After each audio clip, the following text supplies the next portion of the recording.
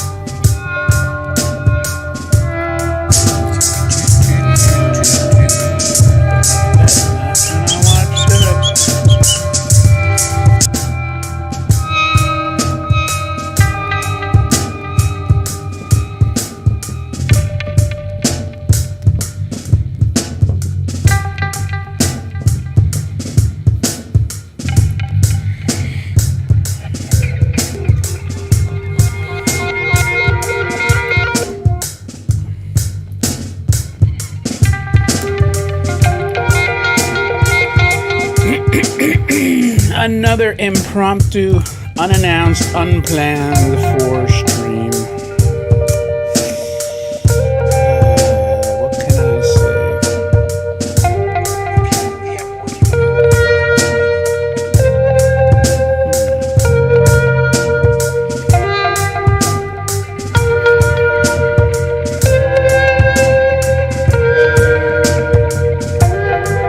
If anybody is in the chat, just send a message so I know that I'm live for one. Let me shrink my horrific mug.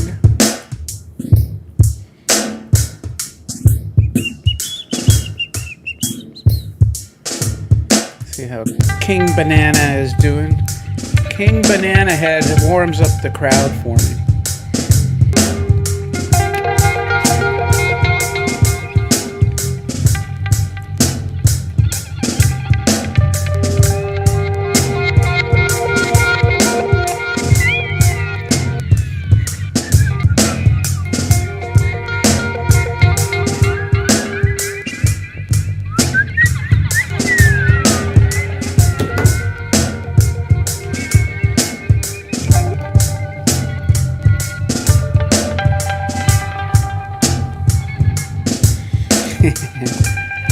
Al, the man, how are you? Bleak, bleak to you. This is going to be the most non-political stream. Ooh, ooh, ooh, ooh.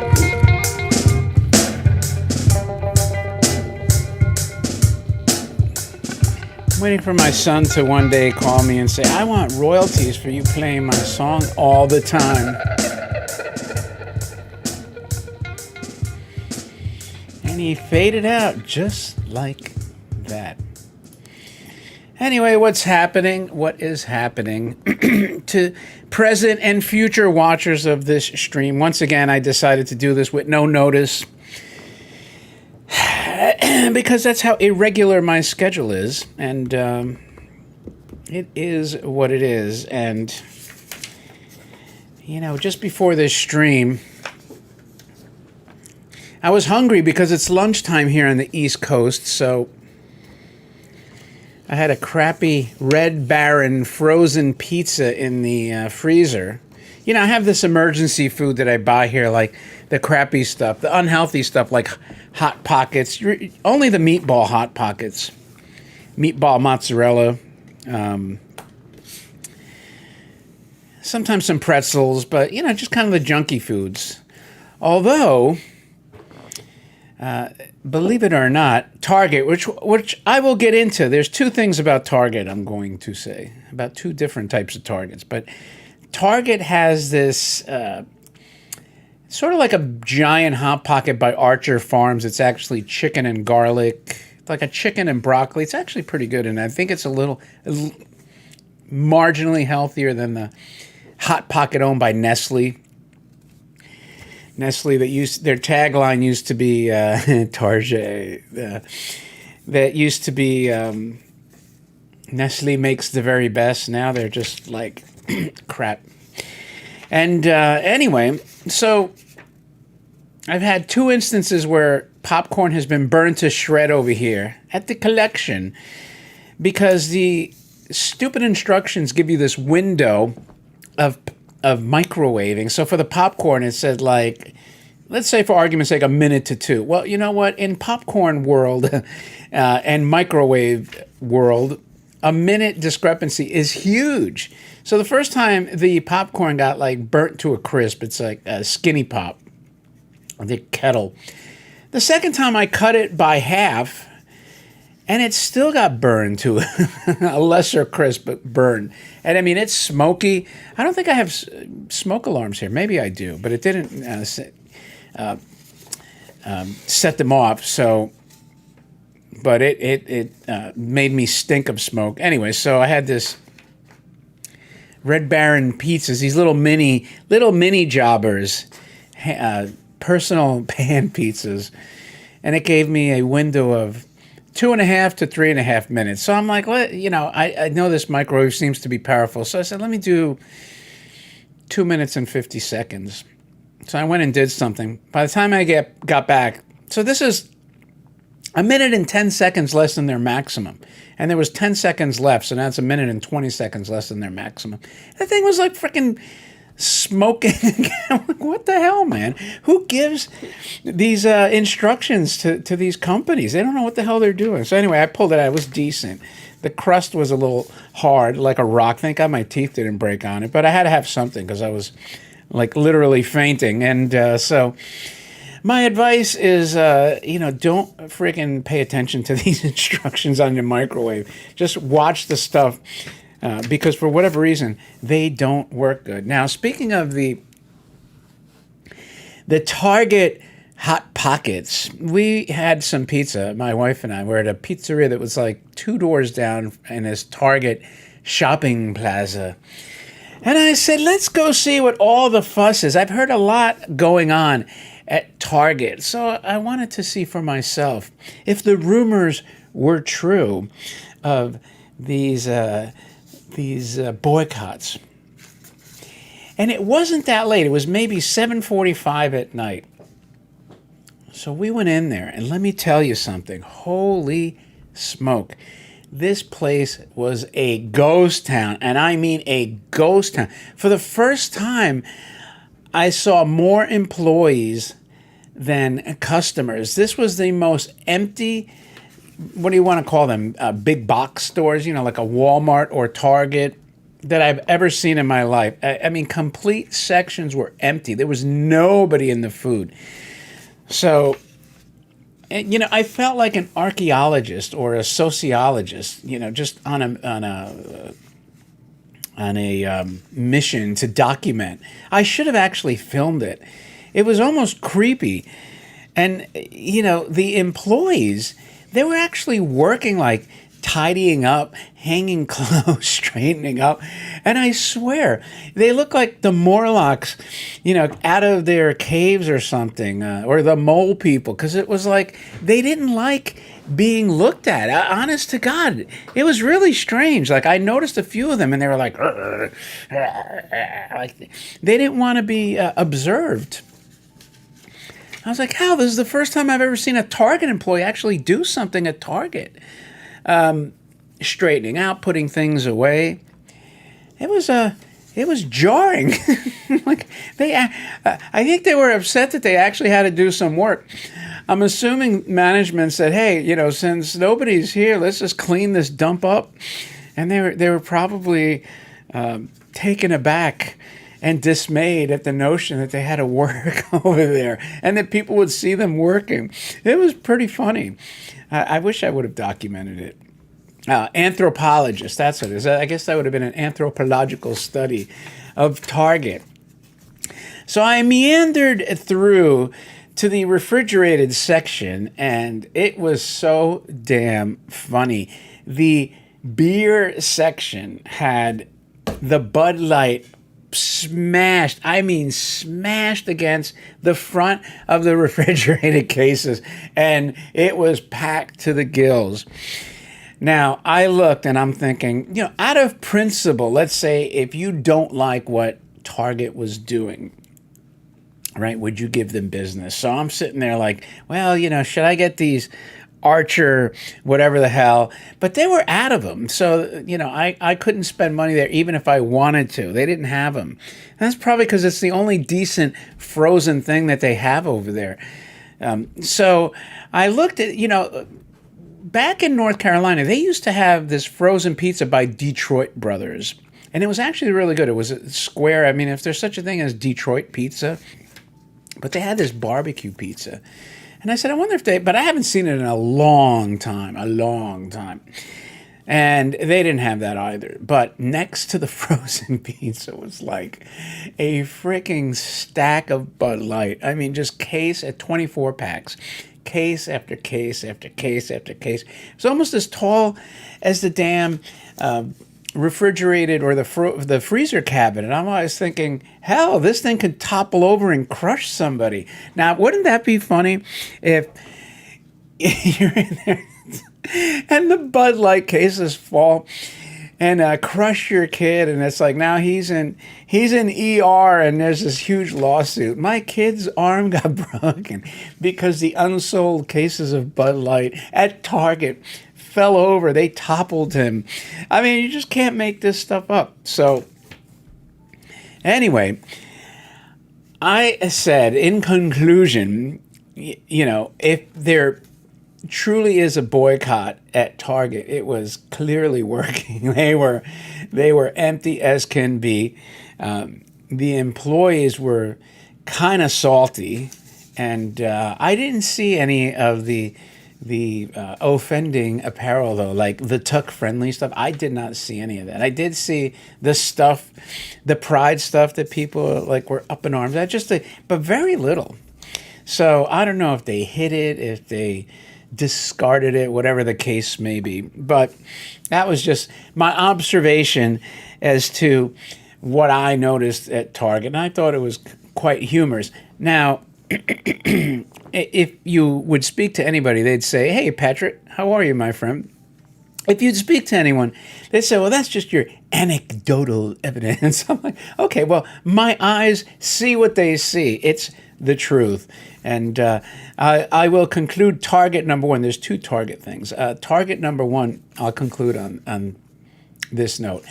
Keeping a store that big open with that many people working. And again, I was shocked because I have never seen that many employees at a Target store. And the thing that really disturbs me when I think about it, it's probably not what you're thinking. It disturbs me that like every time I'm waiting in a damn line at any of these types of stores, when I think, hell, you got like 30, 40 people working and there's nobody at the cashier, what the hell are they doing? What the hell are they doing? They're never out. And they sure as hell aren't putting away this merchandise and cleaning when I'm there. So it's kind of funny that, when there's nobody around, they emerge from their cocoon, and do some work. So that's my story about Target, as they say. And man, they are in trouble because I'll tell you what, if that was my store and I wouldn't be like, I'm turning the lights off. It's not worth it to pay the salaries and the utilities. Anyway, on to Target number two. I'm going to have to go back to this, but I think we're going to focus on the collectors. I'll go back to this auction, but so once again, for whatever reason, the Target robot, this is a buyer's premium price. So the Target robot sold for $28,000. This is the third. So with buyer's premium, which is around, let's say 20%, which I got to do my math. It's about $5,600 if my math is correct. So now you're looking at 33,600 plus shipping, give or take. I mean, I'm not a mathematician, so I'm winging this off the top of my head. This is the third consecutive auction that a Target robot, and I think they're all from Milestone too, as a matter of fact. This is the third time the Target robot has exceeded $30,000. I can say conclusively at this point, there is a trend for Target robots. You know, I have not seen that consistency in pricing ever with the Gang of Five. So I think, other than Machine Man, this is the most desirable Gang of Five robot now. I think you can safely conclude that. The Radicon, $9,500. You add in a couple thousand in buyer's premium. So, you know, close to 12,000. That is cheap, cheap, cheap. So it's been dethroned. I always consider this the number one other than Machine Man. And let me just peek at Patrick here. He said, just got off the motorcycle, took a long ride this morning. Well, listen, you know what? Take a break, take a break, Patrick. Life is too short to kill yourself, you know. This is coming from somebody that hasn't had a proper vacation in 8 years, mind you. So I should, I guess, like, practice what I preach. But you know what? Enjoy yourself. If the weather's nice, you could always, the work's not going anywhere. Anyway, the Sonic robot, man, this is a incredibly low price. $6,000 with the buyer's premium, $7,200 for boxed Sonic robot. What the hell is going on? This is a steal of a deal. Shocking to me. You know, Smith House Auctions once sold one of these for $33,000. So, man, oh man, is it the economy? Is it the economy, stupid? And also a beautiful lavender that was repainted, but still $4,000, about $5,000 with the buyer's premium. Still, for boxed, I mean, hell, you could get, you know, what do we have? $12,000 to get a boxed lavender and Sonic? 24, under 25,000 to get a Radicon Sonic and lavender boxed. That is a freaking deal. I mean, shocking deal. And I don't care if a lavender that's repainted to me means absolutely nothing. It's just that pinkish color, and there's people that have, I mean, that perfect shade to match. So anyway, that was my story on Target, the more interesting Target, not Target, that stupid chain, but Target, the actual robot. That's cool as hell. Anyway, now I know a lot of you have seen this, but I'm going to play it because why the hell not? It's my live stream, and I'm going to even shrink myself more because, as Billy Idol would say, because in the midnight hour, we want more, or we got more. Anyway, what am I talking about? So we have the debut of the Mint in Box movie trailer, not the movie trailer, my portion of it. So let's play this here. If you haven't seen this already, let me just see if I could. Well, if I can't expand it to the whole thing, so I'm gonna try something else. There we go. I will trick this computer into doing my bidding. All right, so this is what the camera crews were doing for an entire weekend at my museum, at my humble abode. And you can see for yourself if you haven't already and tell me what you think. Now, I want to put things in perspective. Well, I'll do that after. So here's the trailer. This is a real cool trailer. Not like some Disney crappy trailer of The Little Mermaid or what the hell's that other stupid thing that they're coming out with? Oh my God, Elemental, yeah, Elemental. You know, this is, or The Marvels, like three crap movies, the trifecta of crap. This is actually a good trailer because it's starring me, yours truly. So without further ado, let's check it out. I'm somebody that's been in this hobby for 4 decades. Now, in addition to just collecting on a personal basis, I built a museum. I take pride in being able to like amass the rarest items now. We have the record-breaking pieces at this collection. Millions of dollars worth of toys where it's unprecedented, where you have the access to come and look at them a few inches from your eyes. Nowhere else in the world is like this, really. There could be close to $1 million on these 2 shelves. I've set a kind of a standard that I don't think any other collector had in mind. Some people might say, hey, I want a $2 million Ferrari or a boat. I was just kind of like, you know what? I'm just going to buy toys. And make sure it's always mint in box. Find me digging, find me searching for that mint in the box.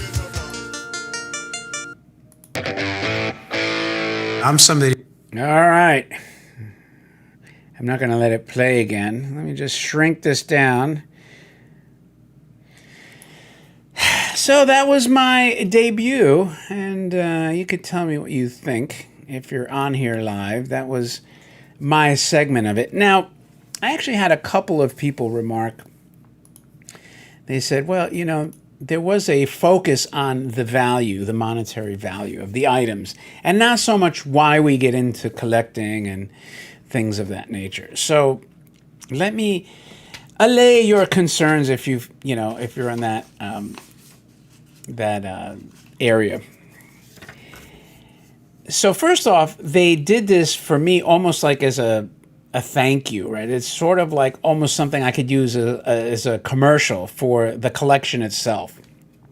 And the point of bringing up the value of the items is not like in a boastful way or anything like that. It's so, and you know, the context that was left out in that trailer when it comes to that is that right after I said that about value of some of these toys is that, you know, my goal is to, you know, amass value for the people that are actually paying to come in here, so that when you pay, whether it's, you know, $34.99 or, you know, depending on if it's a big group, you're paying, you know, $24.99, whatever the case may be, that you're getting something of value for your money.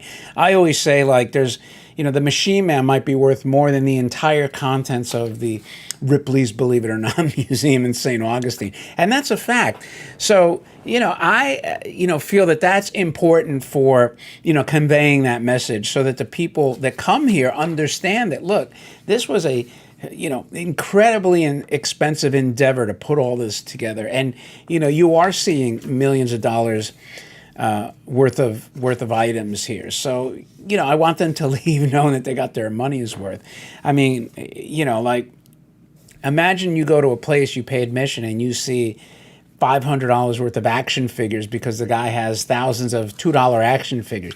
You have, you know, 20 versions of Rose Tico, you know what I mean, or Ray Palpatine, you know. So it has to have some context, and people have to understand what they're paying for. Like a lot of the toys here, they're kind of like the Mona Lisa of their category. So that's the point of bringing up value.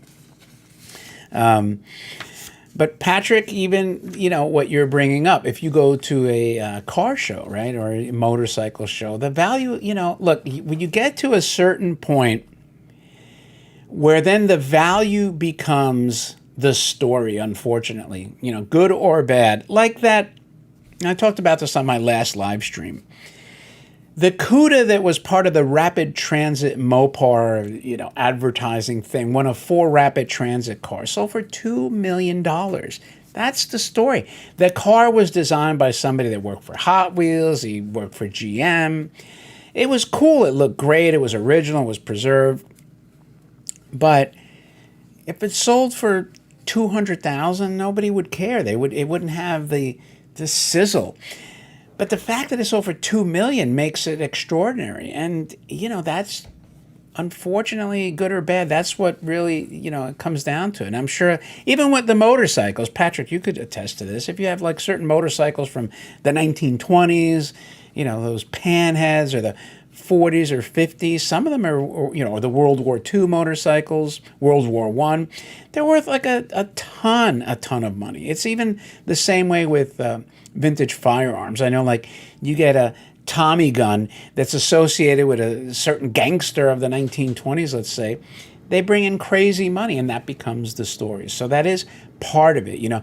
But having said that, the Mint in Box movie, which I've linked the trailer onto that, the story is really focusing on collectors and their motivations. It's almost like complete opposite. So keep that in mind, because maybe I'll go to that trailer later and show you that again. I think I've shown it before, but it's all individual collectors and what motivated them, what appeals to them. And that was part of my interview, a long part of it. I mean, they have hours of footage. They interviewed my wife also, who ran the website for many years, over a decade. They obviously interviewed my son, who's in the trailer. So that's the largest component of it. But for the purpose of the collection, to do something that would be also usable as a commercial, if you will, if I decide to use that footage and use it maybe in a regional commercial, that was the point of it. So that's it for that. And anyway, now I'm going to go back to not Smith House, and I will look at Smith House. So anyway, let's go back, because we are focused on the collecting stuff, and I'm going to start probably here. This is sort of like the realm, my area of the toys. And I'm not going to talk about all these toys, but I want you to see, because we covered some of these before.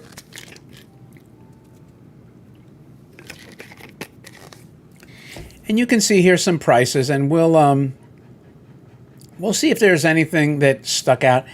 I thought this was a pretty good deal, this Nando over here, for $11.50 with the original box, and he had his balls. Mine's missing his ball. His actual, that metal housing that holds the rubber ball that's usually broken on all of them. And even if it's not broken, you can't really use it because it's probably brittle. I have one. I didn't feel like upgrading it and still having a broken one, so meh. Some more toys here. The Dome easel back at $2,000. I thought this here, it's making this bubble wherever so I'll use this as my pointer. This was actually a pretty good deal. I mean, this toy is pretty rare, and to have one with the original dome, the original washer, original remote, I think actually that's a good deal. This Jeep, now I'll let you in on a little secret. I bought the Jeep because I have a box for it. I have one already mint in the box, but I have another in the box, and I was like, you know what? Now I have two in the box. So it was a good opportunity, and I was glad I was able to come across it. And it went, fairly affordable. This was a good price for the Robbie Studebaker. A good price for this. And considering this box is very rare for the Space Patrol car, this car here, this might look like a lot, $8,200. I know there was a lot of people interested in this toy, but the toy is very rare. I could tell you, I have one mint in the box, and it cost me triple that. So I think it's fair, given what an original box one would go for. We went over the Gang of Four.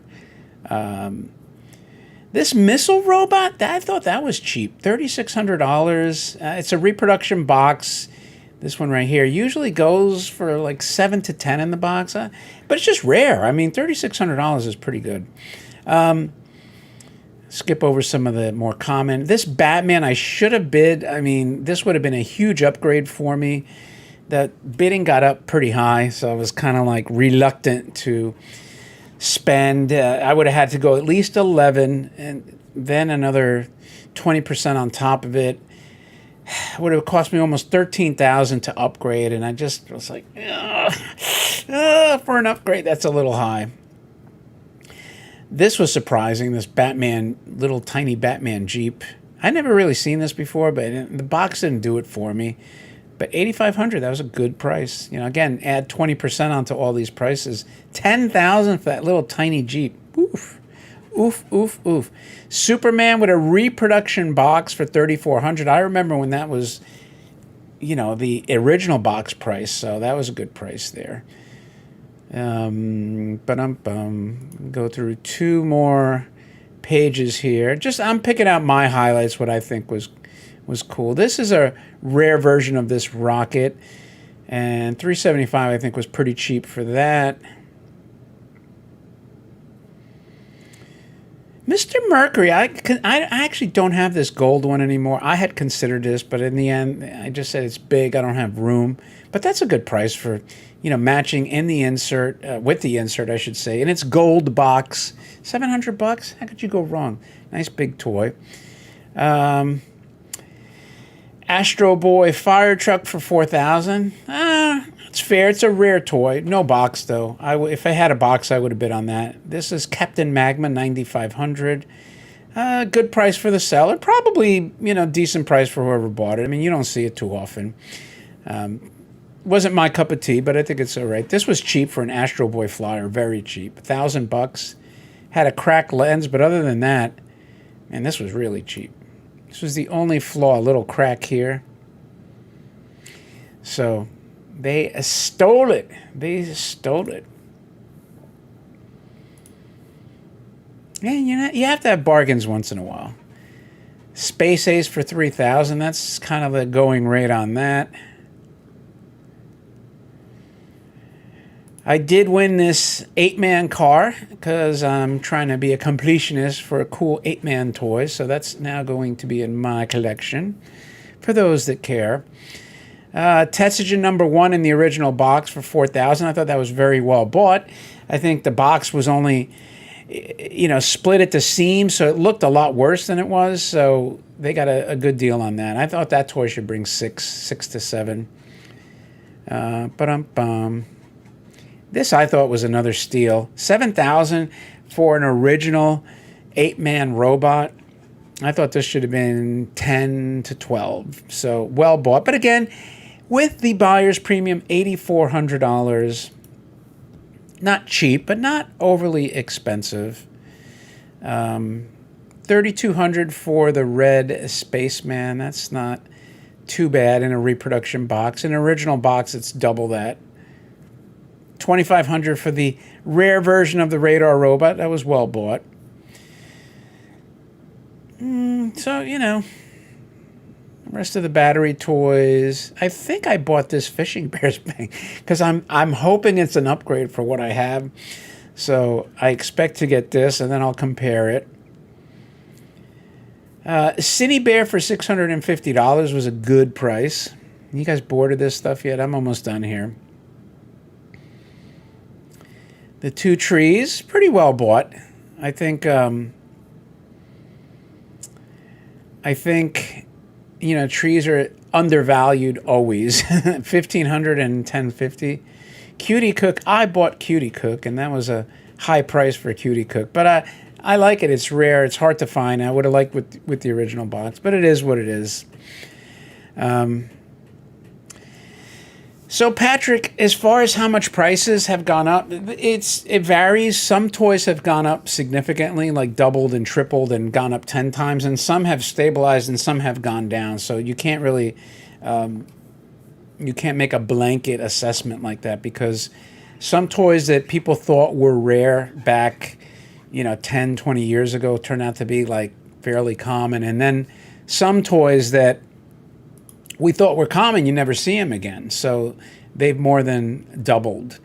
And then the other thing about these particular toys is that you're never operating in a traditional market. It's always this auction fever. So sometimes if you have two collectors going at it like lunatics, it's going to drive the price and become outliers. So then even if you average those prices, it still distorts the market, and that happens often. So the Sears toys, went fairly cheap. All these big Bandai, they used to be Sears exclusive, and they have great action. So Somebody got very good deals on those. And yeah, I mean, the Rocket Man 1850, Moon Explorer, those are good with reproduction boxes. Still very good prices. 3,300 for a Space VW with the reproduction box is fair. 1,500 for a very rare Super X car. Again, 20%. That's about what it's worth. No, actually, I thought that was cheap. And that was pretty much it. That was pretty much it. As far as what I thought, the market was going to bear. It was pretty much right in line. I don't see any drastic movement. I do think that the economy's got people a little wonky. And what I'm noticing, like from a collecting, and I think the same thing with cars. Mecum is another outlying kind of auction company because, sometimes I wonder, how they get their prices. But, when you look at the cars that really bring in the top dollars, it seems to me that they are like the absolute exceptional rare cars. The other ones, maybe not so much. I saw an interesting article that somebody was referring to a CUDA, like I have my CUDA, and they were saying, are we in like the waning moments of that market? In other words, like, are the collectors that are into those old muscle cars from like, say, the late 60s to early 70s, maybe let's go like 66 to about 73, like that period. That kind of had most of them. I mean, really, 71 was the last year, the high compression muscle cars. So you could even, narrow that window to 68 to 71. But, they had like the early 65 GTOs, the Mustangs. But people are starting to ask, is that demographic aging out? Are they just getting to the point where like, look, I'm just too old for this crap. I can't enjoy it. And is that going to drag the whole market down? That's an interesting dynamic that might be happening. And so are you going to see an explosion? And I think you will. Are people going to start paying crazy money for 86 IROC Camaros, for instance? I look at some of those cars like the 2002 Trans Am, the last year of that F-body GM car. Now that was, it's 20 years old.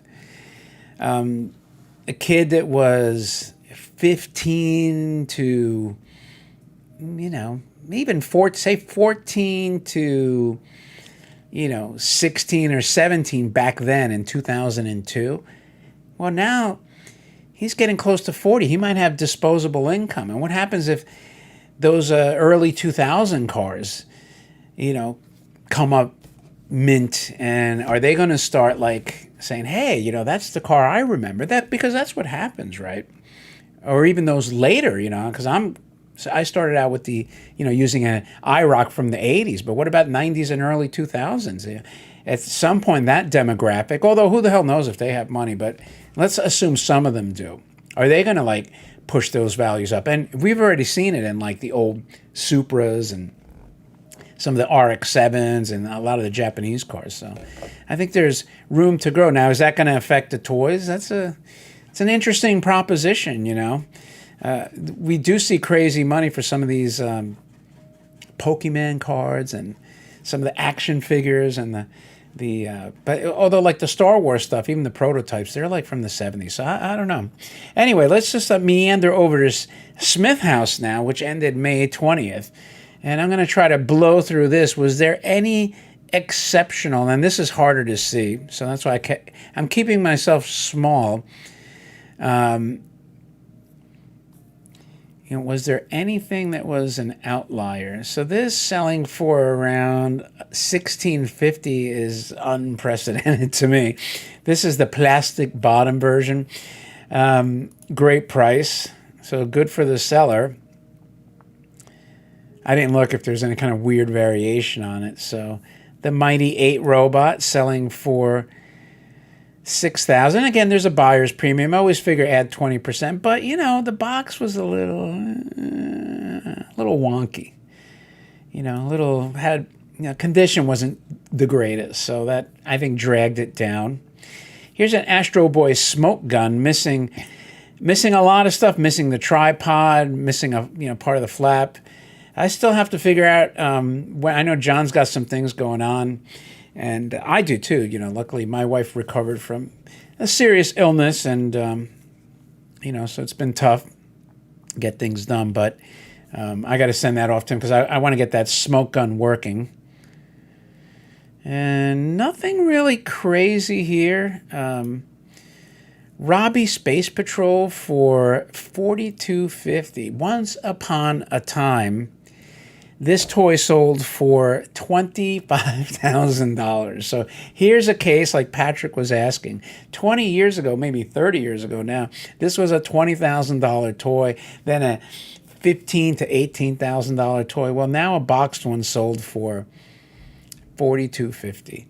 Now, did the reproductions hurt this toy? I don't know. The reproductions sell for $2. So I just think that was incredibly cheap. Incredibly cheap. I look at it like if I didn't have one in the box, maybe I should have added it. But then on the other hand, you have this toy that sold for $3,600. Not only $600 different. On what planet did this ever approach a Robbie Space Patrol? Never. Let's see. My buddy's at Carlisle this weekend. His wife threatened him not to bring... Oh. Yeah, that's why I don't do the car. And I barely drive, so, I don't... My wife is pretty accepting, though. She doesn't seem to, really... doesn't bust my chops over anything. So thank God, knock wood, I'm blessed in that respect. Now, I was just referring to the MTH reproduction version, and this one only sold for $800. That was a steal, too. Holy moly. That's cheap. I don't even have one of these anymore. I should have bought that. I must have been asleep at the switch when that one went. So, I believe I won this flyer. Another Astro Boy toy.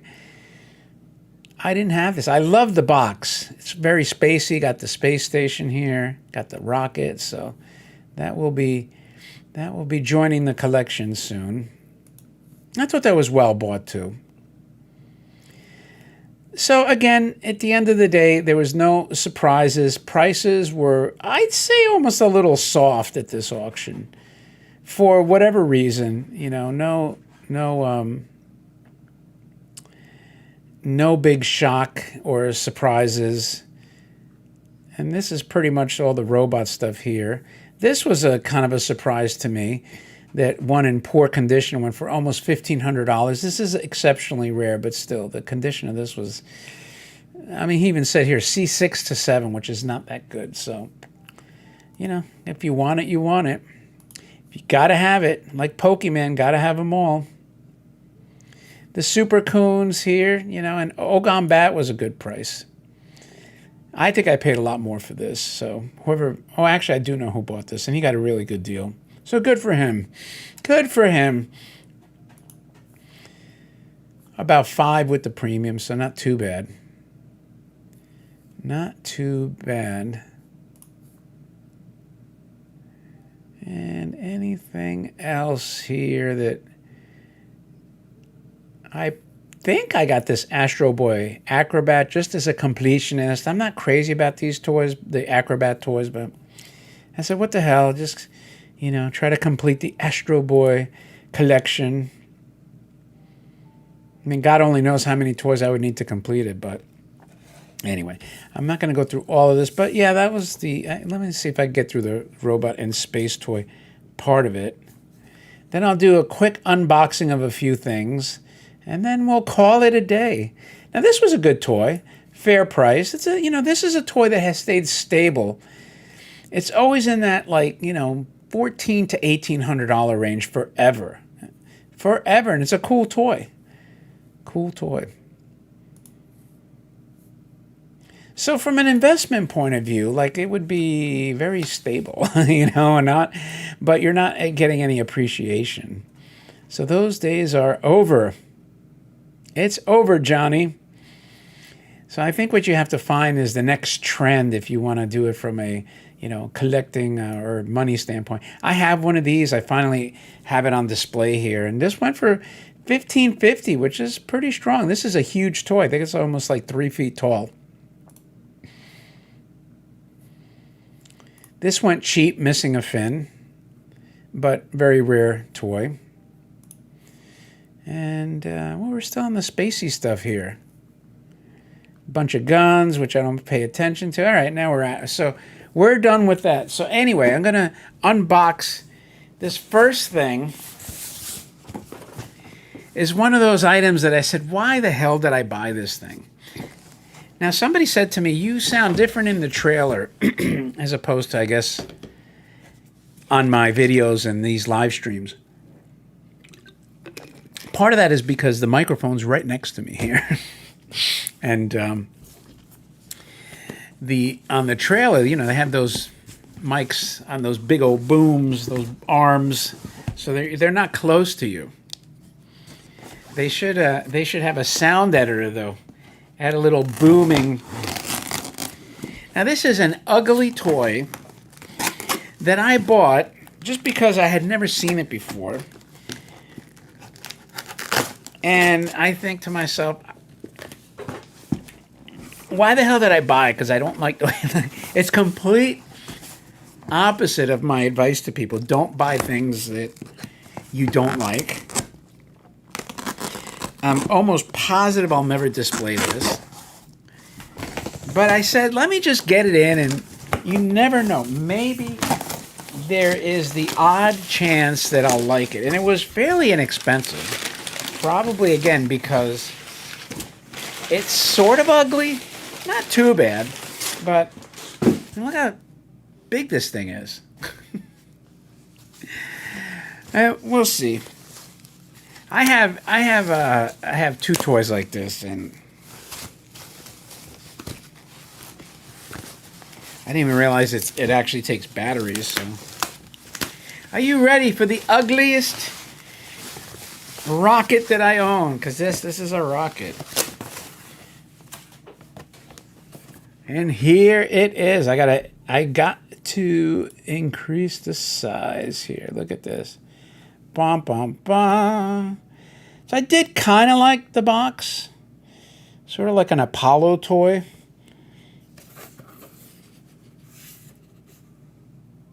Looks very faded. Clearly a Japanese market toy. Show you the front again. And I wasn't really crazy about it, but I said,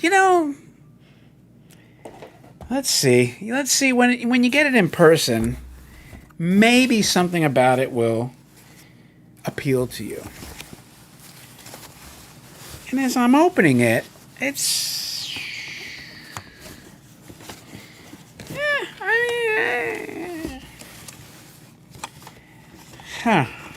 I'm going to guess it doesn't work, but so here we go. Here is the toy. It's not a suppository or a adult toy.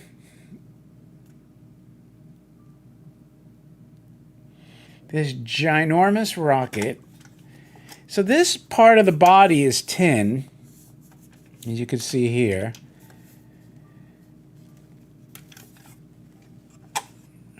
This is plastic housing here. Here's the on-off switch. I'm wondering where the hell you stick the batteries in. Wow. This plastic feels brittle as hell. This unscrew or something.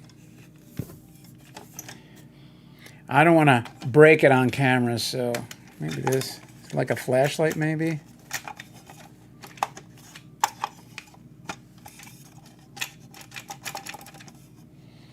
And it's made by Nomura TN. But anyway, it's this giant rocket. Hell, it feels like it's about 3 feet long. And I'll play around with it, see how it works. Oh, the batteries go in here. I guess this comes off. Well, according to the box, it may go on the nose, so rather than break this off now, well, here we go. It's like a flashlight almost.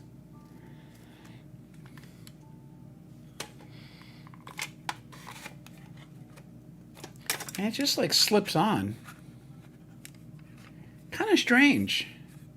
It really is like a flashlight. So later on I will investigate and see if there's anything redeeming about this ugly rocket. If I don't like it, if it doesn't work, I don't know. Maybe I'll get rid of it. It's not bad. To me, I wasn't crazy about the abundance of plastic. But, like I said, I've never seen it before. And, you know, why not give it a shot? Put it back there. So that's toy number 1. And number 2, the unboxing saga.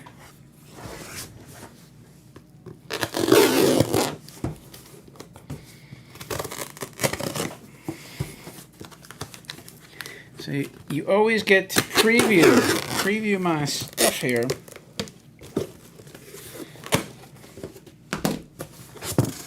I'll tell you one thing about the Japanese. They have the best popcorn. It's giant and fluffy.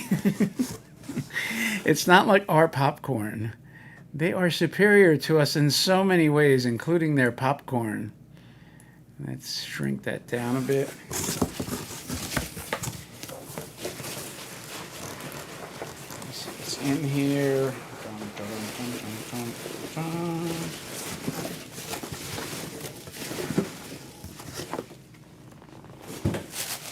Their anime kicks are comics rear ends now.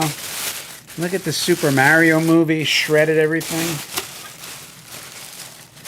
Oh, yeah. Now I remember this. Oh, unfortunately, I don't have a box for it. But here we have a cool Atom patrol car. So this is an Astro Boy car. And this is the main reason I purchased this. I love that roof. Can you get any spacier than that? Is that the coolest friggin' lithography on the roof of a police car?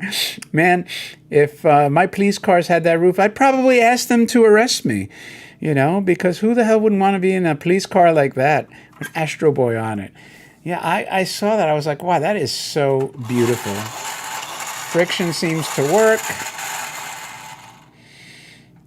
Very cool lithography on the sides, and yeah, and it's Atom Patrol. Bum, bum, bum, bum, bum, bum, bum. You know, why Astro Boy needs to be in a cop car, I have no idea, because he's a superhero, but yeah, now this I could only imagine what the box for this looks like. I wish I had the box. But, so now I know that's loose. Loosey-goosey. And last but not least, whoa, another big box.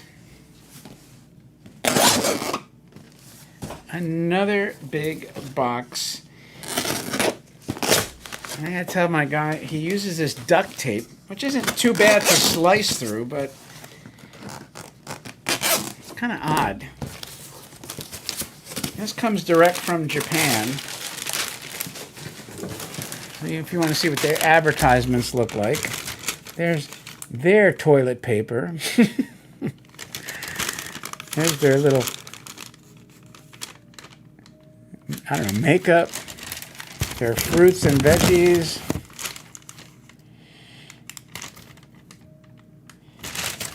That's what's happening in Japan, and the prices. And cleaners.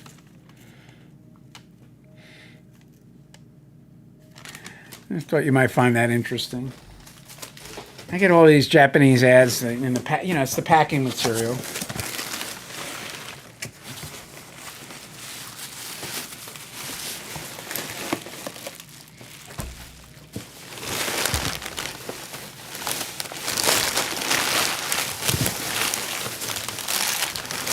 almost discarded the toy. I took out the box and I was like, hell. I'm just trash it, and sure enough, there was actually a toy next to it. So I hope I don't have this already. It'd be kind of weird if I did. But who the hell knows? I'm getting senile in my old age. And last but not least, and just by sheer coincidence, this is... Can you see it? I'm sorry, I'm not going to unpack it. It's another Astro Boy toy, but I will show you the toy. I will show you the toy. I should have my scissors in here. This is going to be a pain in the rear to unpack. Now, as I'm kind of getting to the end of this stream, I just want to let you know, like I said, I probably wouldn't have a lot of content for June, but really it's going to be July because I've front-loaded some videos for June, and July is, I'm not going to have a lot of time in July, really. Well, I'm not going to have a lot of time in June to make content for July.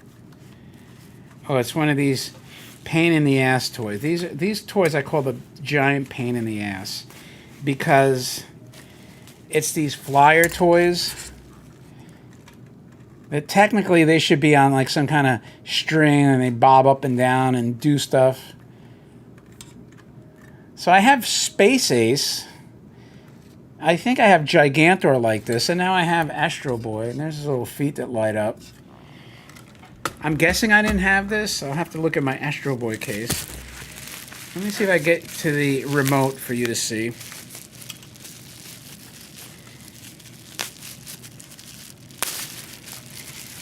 I mean, I'm getting way too many Astro Boy toys, quite honestly, but...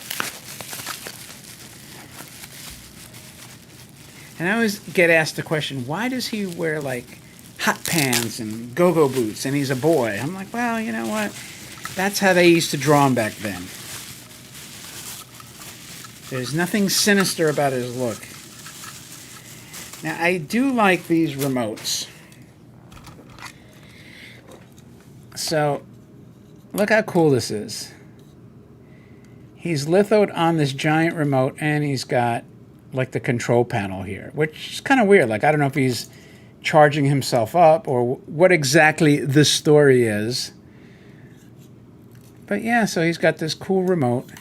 But these are just a bitch to display. I hate to say it. They take up a lot of shelf space because you're displaying them horizontally, and then you got the remote to deal with. And the remote is something you kind of want to be able to stand up, and that's always a challenge. And then you got the box. So, but it's a cool toy. The remote alone is worth the price of admission. So that's my unboxing for today. 3 toys, and then the box is just this. Nothing special. I don't want to go through the hassle, the aggravation of trying to unwrap that.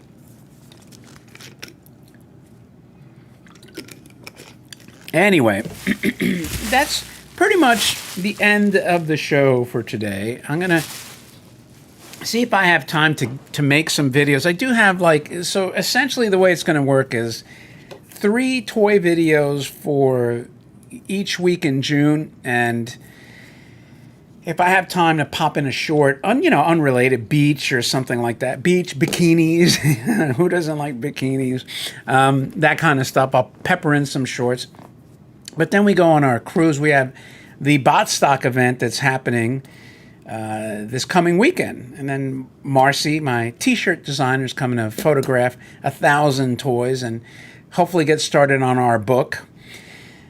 So this weekend's going to be kind of busy. And then we actually had a nice family came into the museum, did a tour yesterday, couple of hours. And it's nice to have people, they were collectors themselves. They're actually on Alpha-Drome, which was nice.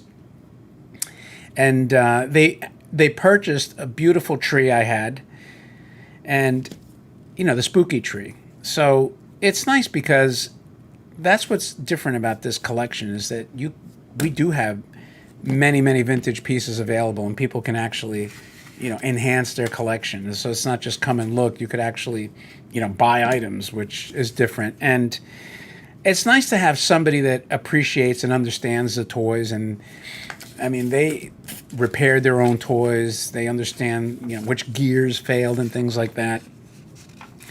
So I think that tour was well over 2 hours, and it was just fun, and that makes having this worthwhile. It was like appreciated. They traveled from the Northeast, and it was just fantastic. So, hopefully though, because like I said, really next week we have just a couple of days, then we have the Bot Stock event, and then we're gonna, I think mid-June we're taking off for our cruise, and so we're done. Then June is shot, so I don't know how many videos. July videos will be scarce. I'll leave it at that. So anyway, I did look through. Well, I didn't look through. I opened up this tab as we wrap up today's live stream. And if you have any comments, speak now or forever hold your chat. I said, let me look through some of this to see if there were any bargains. I will go through 10 pages as I wrap it up. See if there's anything that's a steal, which I don't see, but you never know. And don't forget to share the videos. Tell people, hey, this guy is kind of wonky, but it's worth watching his live stream. And let's see, we're already on page 3. Page 4, we got 6 more pages. Here's a reproduction. I do like these Osaka Tin Toy Gigantors, but I have the originals, but still, the reproductions are pretty cool. And, one thing I noticed, like you see these reproductions here, I've had people contact me, and they find original ones people think were reproductions. That's always a nice score when you pick up a vintage and, you're paying a reproduction price. It doesn't happen too often, but it does happen if you have patience. You can't do that in the car and motorcycle world because it's not really like, well, I guess you can. I guess you could buy like a clone that's not a clone. I mean, they do clone cars, but there's not like the reproductions per se. Like you can't buy, a Mach 1 Chinese copy of a Mach 1 at a car show. But I suppose you can, you can buy somebody that thinks they have a clone and then you realize it's a real matching numbers car. That would be a nice twist. So anyway, as we're winding down, and let's see, I'm not stopping at anything because I don't see any bargains here, but as we have 3 pages, I want to thank you all for joining in, and I appreciate your time. As always, thanks for watching the stream, and I hope you liked it. If you did, thumb it up.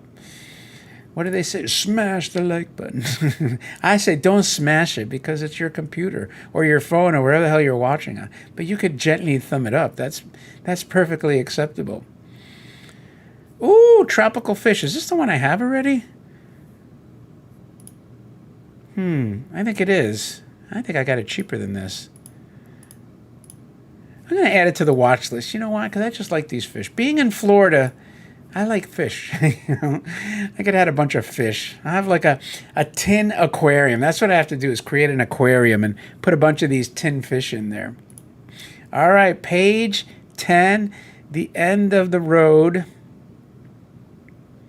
Will there be that diamond in the rough? Probably not.